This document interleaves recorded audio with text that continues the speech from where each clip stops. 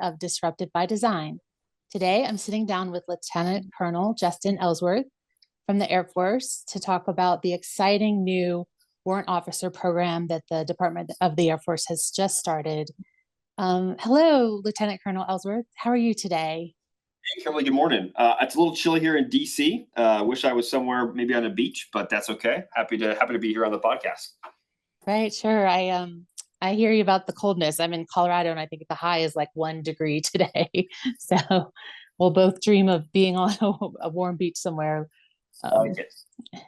yeah, can you tell us what is your title, rank? Well, we know your rank, but in your current role, what are you doing? Yeah, absolutely. So again, Lieutenant Colonel Justin Ellsworth, I have the opportunity to serve as the career field manager for all of our warfighter communications and cyber warfare officers and our newly minted warrant officers. And so as the career field manager, my job really kind of pertains to the force development of these incredible airmen and making sure that they're ready to rock and roll and answer, whatever our nation needs to get done. Right. And the Air Force is making history by bringing back the warrant officer role. Can you talk about that? And, what is it? What is this new program? Yeah, absolutely. I think, again, kind of starting with the why is really where we like to kind of go back to. And earlier last year, there's been a lot of announcements on the Department of the Air Force and kind of where it finds itself in this time of kind of major challenges and frankly, just one marked by significant and dangerous shifts in the strategic environment. Just last week, General Alvin, the Chief of Staff of the Air Force, even published an article called More Air Force, where he talks about kind of the character and the nature of warfare and how it's changed so much. And so there were a bunch of initiatives that kind of went underway. And one of those initiatives was the reintroduction of warrant officers within the kind of the IT and the cyberspace domain. Make no mistake, I still firmly believe that we are the strongest Air Force and frankly Space Force in the world. But again, I think we're at that inflection point as a service where we really need to focus on changing and getting ready to really deter in this great era of great power competition.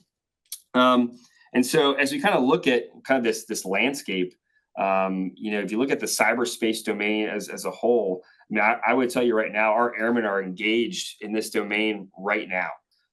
We are defending our weapon systems, our critical infrastructure. I mean, you name it, they're pretty busy. And so really one of those big efforts was to kind of focus on how we can put an emphasis on maintaining really technical leadership and highly perishable skills within this domain. I mean, if you're not using the skills in the technology space with how fast it changes, you're really already behind the power curve. And so the Air Force decided, hey, let's look at creating warrant officers. And so if you kind of go back in history, we used to have warrant officers. We switched over from the Army Air Corps to the Air Force. And then in the late 1950s, we decided to disband warrant officers and create kind of the E8 and the E9 roles. And they were going to be our technical experts. But, and I know you saw this when you were in the room back in November at the AFCEA event there in San Antonio. Many of our senior NCOs who used to be our technical experts, and some of them still are, but a lot of them had moved into more of that kind of leadership and people development role. And so they kind of moved away from being those technical experts. And so by bringing back our warrant officers with a focus on warfighting communications and really cyber warfare operations, that's really kind of our way to provide a path to develop and retain that specialized expertise. And so that really kind of is, I think, the why behind the Air Force, bringing warrant officers back here at this pivotal time for the Air Force.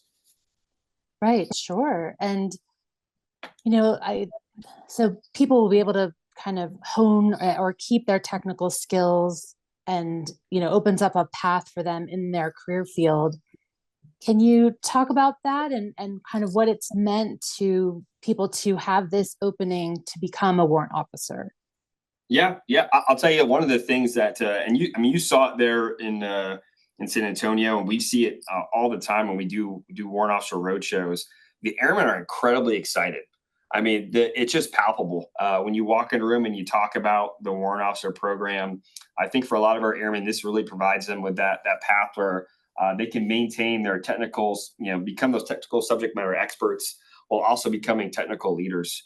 And so the pathway that we've kind of developed for starting with this initial, Air Force Specialty Code or initial career field, shows where they can really operate at that kind of tactical level, and then move up to the operational level, and eventually up at the strategic side of the house, where they're advising some of these major weapon system programs from a technical aspect. And so I can't emphasize enough just how excited our airmen are.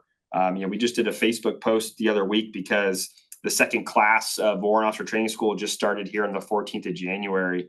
And the comments and the accolades and everyone's wishing everybody good luck and all that good stuff is pretty cool to watch and see. Right, absolutely, very exciting. And obviously the Air Force, added back warrant officers to get after great power competition. But can you talk about the initial MOSs that are opening for warrant officers? What are the specific career fields? I think it's the 17 Ys and the 17 Ws. And can you talk about that, and then kind of why you think the Air Force picked to start with those career fields? Yeah. So the 17 Whiskey is our warfighter communications and IT specialists, and our 17 Yankees are our cyber warfare warrant officers. And again, I think, as I look at kind of what's going on within the cyberspace domain, if we think about the future conflict of war, I think that's really why the Air Force decided to start there. Again, as I kind of mentioned earlier, we are actively engaged in defending multiple assets across the Air Force now that come through the cyberspace domain. And so I think that's kind of where the Air Force said, hey, this is where we need to start.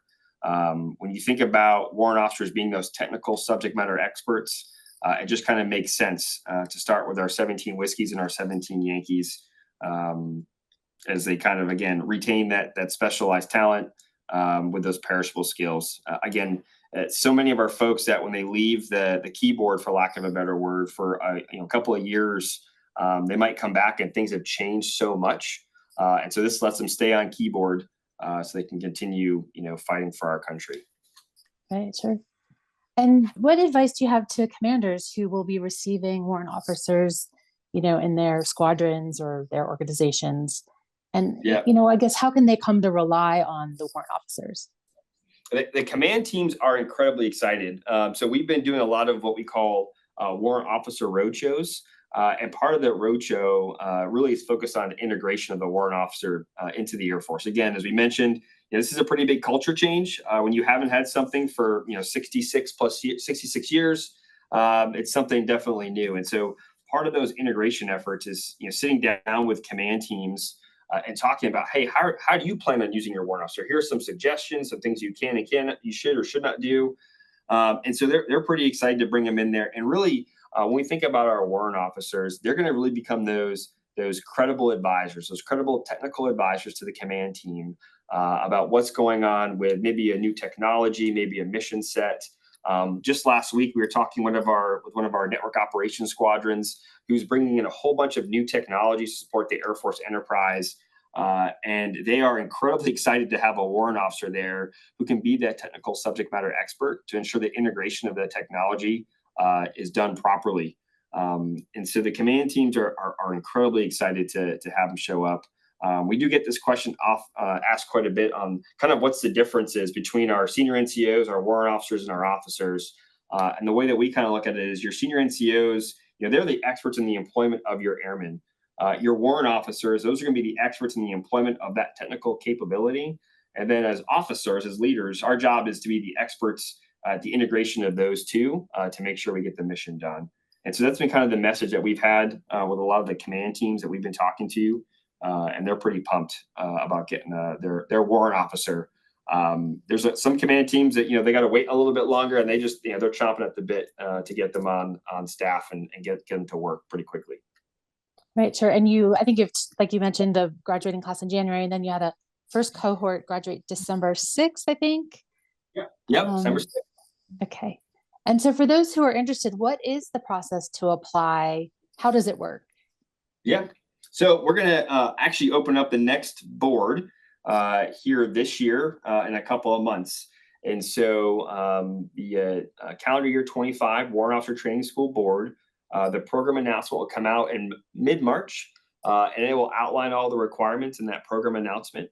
And then again, they'll have the opportunity to go ahead and apply for the board. The application window is going to end in late May, and then the board itself will meet in June to make the selection for our next batch of warrant officers coming into the Air Force.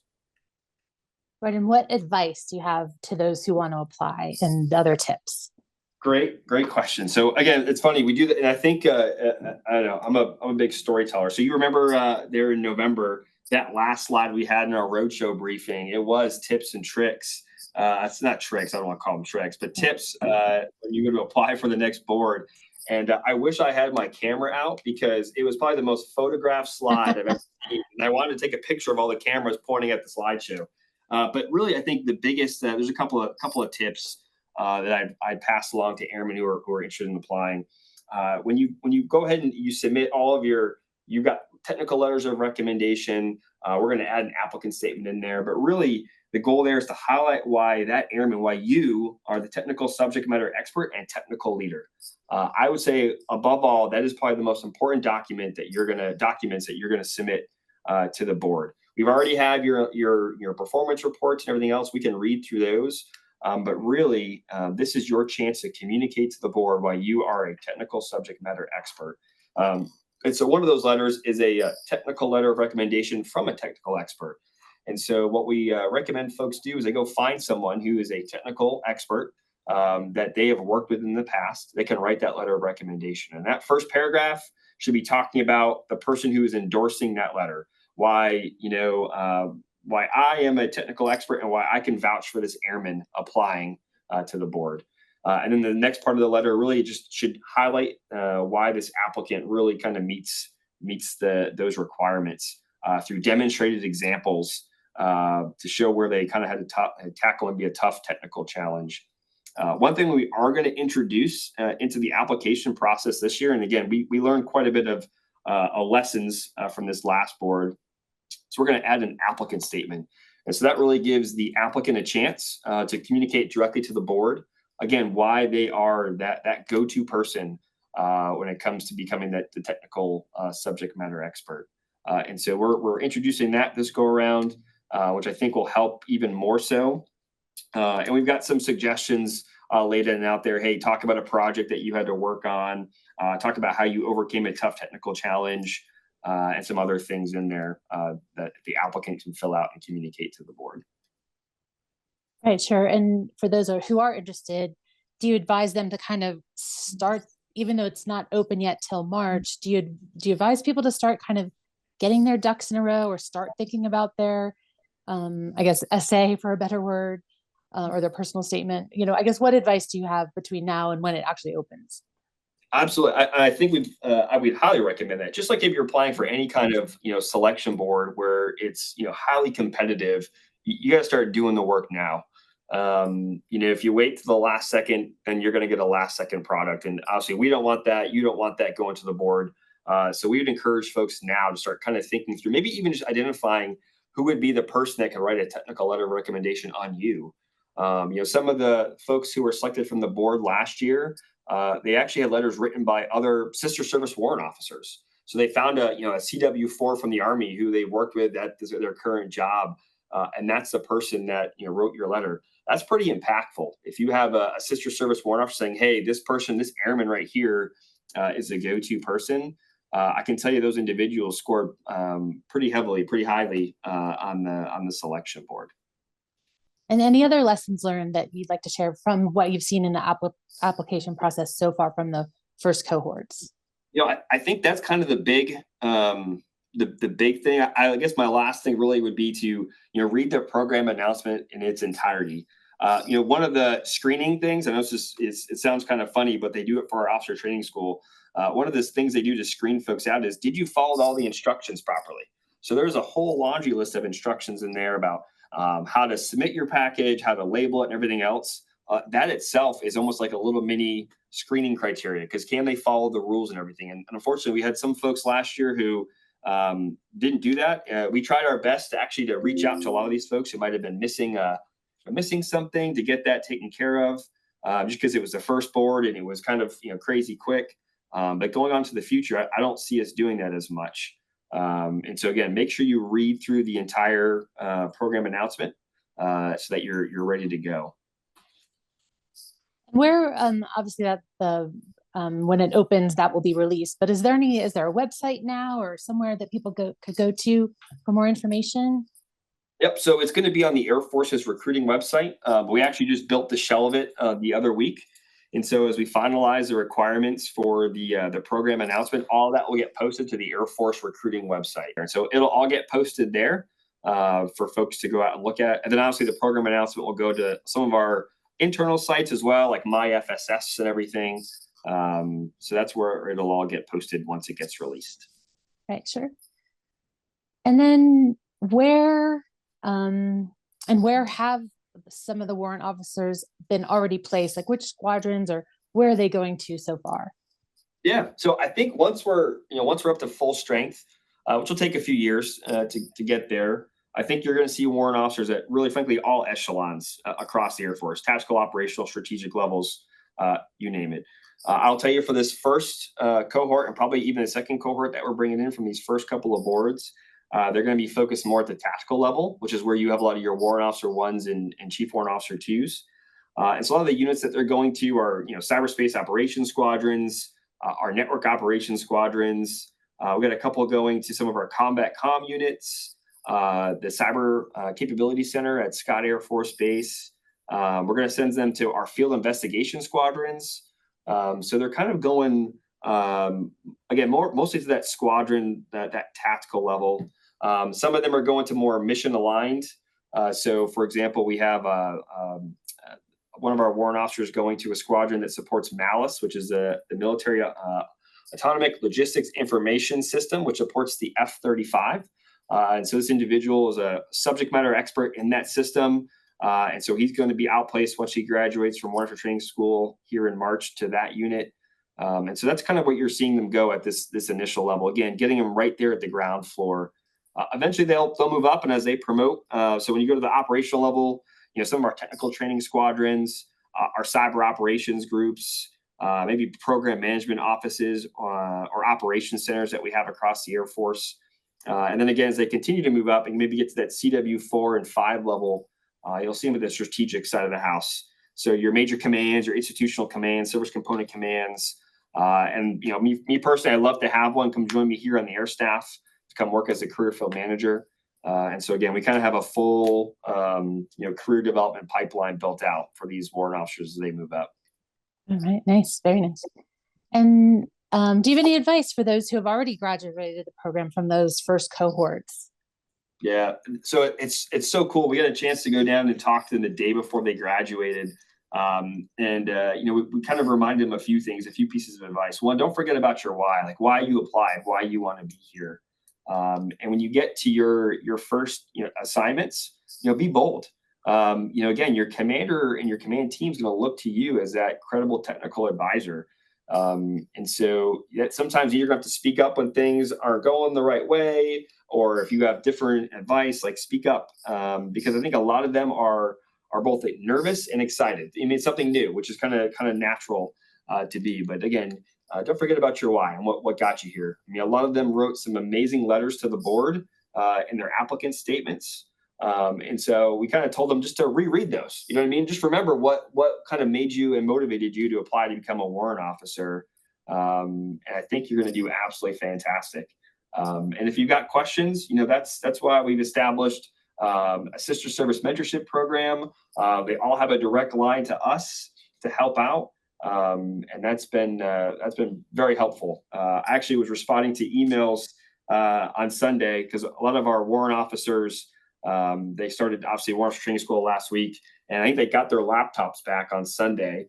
Judging by the 7 or 8 emails I had from them as they're doing some of their academics and preparing, they had a couple of questions. And so again, they haven't been afraid to ask questions, which has been really good too. Right, sure. And so you talked about the next cohort opening in March with applications due. And what's the date in May they're due by? So it should be towards the end of May. Okay. We're trying to give them, I'll tell you, lessons learned again. In the board we had last year, One of the things we kind of found out is we need to give these folks a little bit more time to complete their applications. And so we're going to give them, it's going to be about 45 to 60 days to submit an application this go around. So I don't have the final program announcement in front of me, but it should be towards the later part of May is when it's going to be due by. Got it. Sure.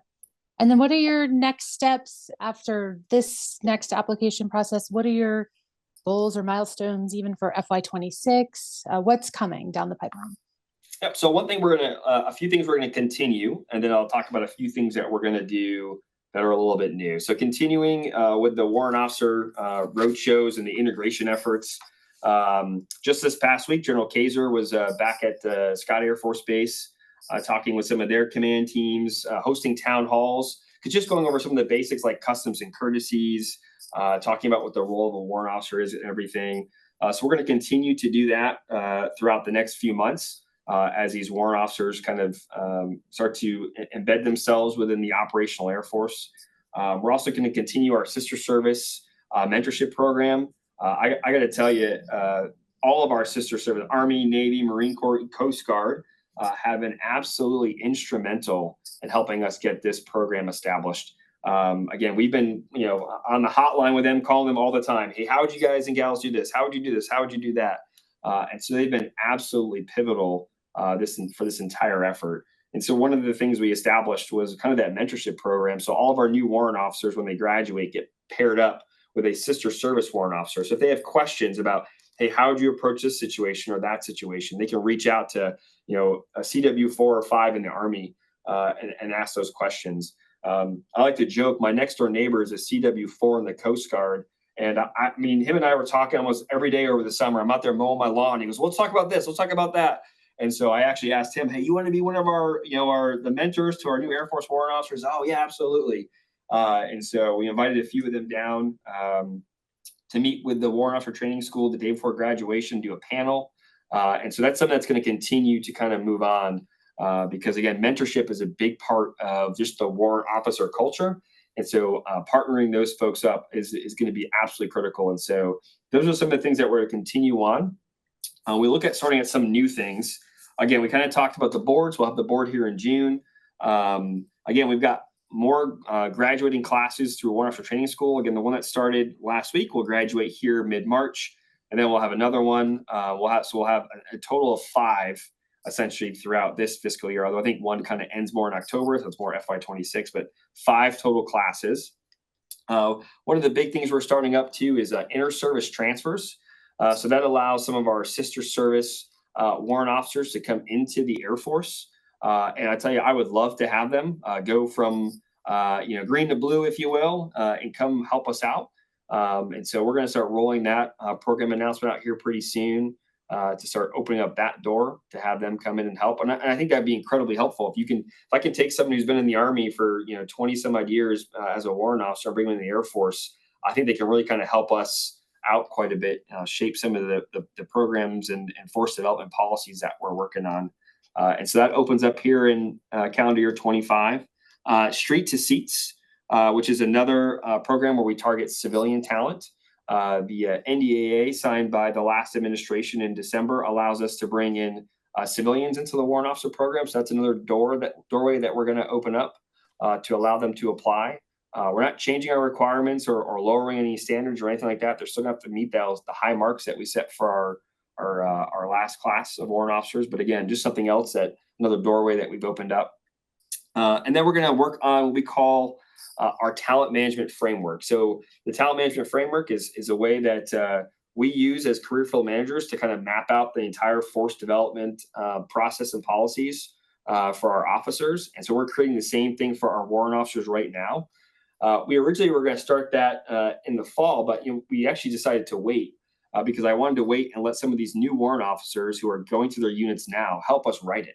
I want them to be involved in building this talent management framework foundation. And so we're starting that here this month as well. So there's a lot to be done, but it's good. And I just think the reaction from the field has been incredible, that it kind of helps keep you motivated and keeps you going on some of those longer days. That's for sure. Right. That is exciting and a lot that you guys are making happen. Anything else you wanted to highlight or share?